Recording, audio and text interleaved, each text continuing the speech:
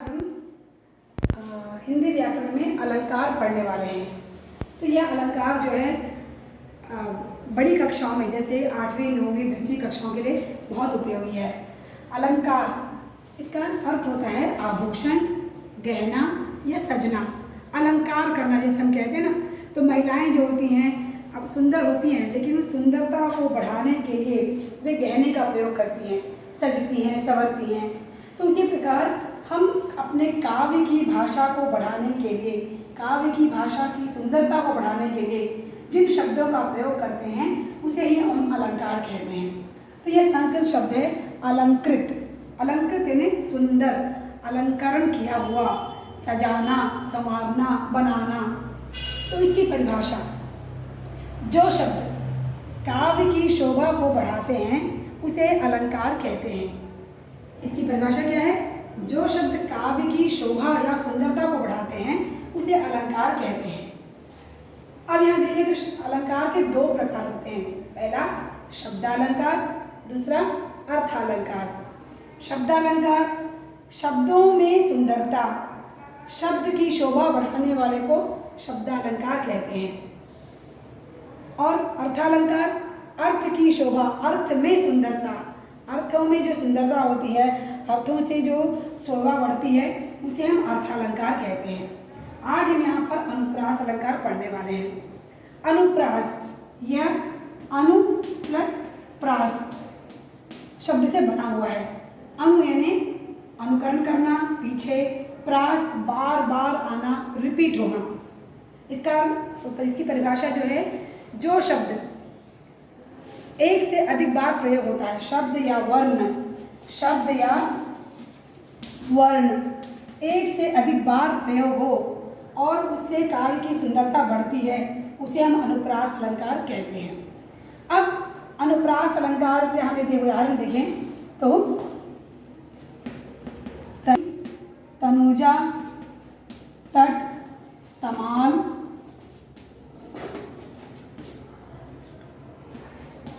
तरुवर, बहु, छाये। अब इसमें देखिए, यह एक कविता, एक पद है। तरनी, तनुजा, तट, तमाल, तरुवर, बहु, छाये। अब इसमें त वर्ण, त वर्ण का प्रयोग 1 2 3 4 5 बार हुआ है। तो जब कोई वर्ण, हमने यहाँ कहा था, जब कोई वर्ण या शब्द बार बार प्रयोग हो तो उसे हम अनुप्रास अलंकार कहते हैं। तरनी, तनुजा, तट, तमाल, तरुवर, बहु, छाये।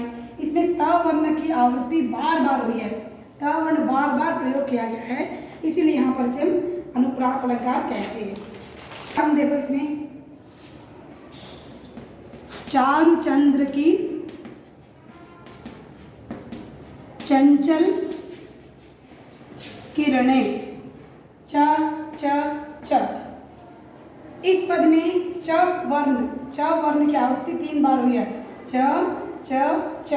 तो इसमें भी जो है अनुप्रास अलंकार हुआ है। एक और, महापति मंदिर आए, म। इसमें भी देखो म शब्द की आवृत्ति 3 बार हुई है, म वर्ण की आवृत्ति 3 बार हुई है, इसीलिए यहाँ पर भी अनुप्रास अलंकार हुआ है। ये तीनों जो हैं अनुप्रास अलंकार के उदाहरण हैं। तरनी, तनुजा, तट, तमाल, तरुवर, बहु, छाये, चारु चंद्र की चंचल किरणें, मुदित महापति मंदिर आए। एक और भी हम बता सकते हैं, चंदू के चाचा ने चंदू की चाची को चांदी के चम्मच से चटनी चटाई। अब देखो यहाँ पर कितना सुंदर लग रही है। चंदू के चाचा ने चंदू की चाची को चांदी के चम्मच से चटनी चटाई। चा चा चा की आवृत्ति हो रही है, तो इसमें अनुप्रास अलंकार होगा। आज के उदाहरण, वर्णों की आवृत्ति के आधार पर अनुप्रास के प्रकार। पहले वृत्त्यानुप्रास, दूसरा छेकानुप्रास, तीसरा लाटानुप्रास, 4 श्रुत्यानुप्रास, 5वां अंत्यानुप्रास। तो इसमें जो है अनुप्रास के प्रकार हैं, वृत्त्यानुप्रास, लेकिन जिसकी आवृत्ति वृत्त में मतलब कि घूमते घूमते होती है, वैसे वृत्त्यानुप्रास। छः का किसी एक स्पेशल जहाँ पर हमें स्टैंजा जो होता है, जहाँ पर ब्रेक आती है, तो वहाँ पर उसकी आवृत्ति हो तो छः का अनुप्रास। लाटानुप्रास, जिसमें मधुरता होती है, बिल्कुल घूमता होता है। श्रुत्यानुप्रास, अनुप्रास जो सुनने में सुंदर लगता हो। अंत्यानुप्रास, किसी शब्द के अंत में यदि बार बार आए तो उसे हम अंत्यानुप्रास कहते हैं। तो ये तो खैर आपको प्रकार जानने की आवश्यकता है, इसके अंदर जाने की जरूरत नहीं है। अब शब्दालंकार है यमक अलंकार। यमक, इसका हम शाब्दिक अर्थ देखें तो यमक यानी दो, यमक यानी दो। इसमें इसकी परिभाषा हम देखें तो यमक का अर्थ होता है दो। यहाँ एक ही शब्द दो बार प्रयोग हो, जहाँ एक ही शब्द दो बार प्रयोग हो और दोनों का अर्थ अलग अलग निकले, उसे हम यमक अलंकार कहते हैं। उदाहरण के लिए कनक, कनक तय, सौ गुनी। अब इसमें देखो कनक, हमने कहा यहाँ पर एक ही शब्द दो बार प्रयोग हो, एक ही शब्द दो बार प्रयोग हो और दोनों का अर्थ अलग निकले, उसे हम यमक अलंकार कहते हैं। देखो यहाँ पर कनक, कनक, एक ही शब्द दो बार प्रयोग किया गया है, पहला दूसरा, लेकिन दोनों का अर्थ डिफरेंट होता है, दोनों का अर्थ अलग अलग होता है। कनक कनक तय सौ गुनी, मादकता अधिकाय, एक खाए बौरात नर वही पाए बौरा, ये इसका श्लोक पर दुहाई है। तो इसमें कनक जो है इसका अर्थ है सोना, इसका अर्थ है धतूरा। पहले कनक का अर्थ है सोना, दूसरे को कनक का अर्थ है धतूरा। तो इस प्रकार एक ही शब्द दो बार प्रयोग हो और दोनों का अर्थ अलग अलग निकले, उसे हम यमक अलंकार कहते हैं। इसका एक और उदाहरण देखते हैं। जुग गया, गया न मन का फेर, कर का मन का दार दे, मन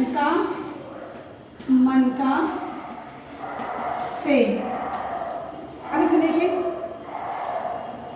कबीरदास का दुआई है, माला फेरत जुग गया, गया न मन का फेर। यहाँ पर मन का प्रयोग हुआ है। एक कर का मन का डार दे, मन का फेर, यह दूसरा मन का। तो इस मन के का अर्थ दूसरा है, इसका मन का अर्थ दूसरा है। इस मन का अर्थ होता है माला, दूसरे मन का अर्थ होता है मन की भावना, मन की इच्छा, मन का जो है, मन की जो पोजीशन है, मन की स्थिति है, उसका अर्थ होता है। तो कबीरदास कहते हैं माला फेरत जुग गया, गया न मन का फेर। कबीरदास कहते हैं हे मनुष्य, तुमने जीवन भर भगवान के नाम की जप माला जपी है।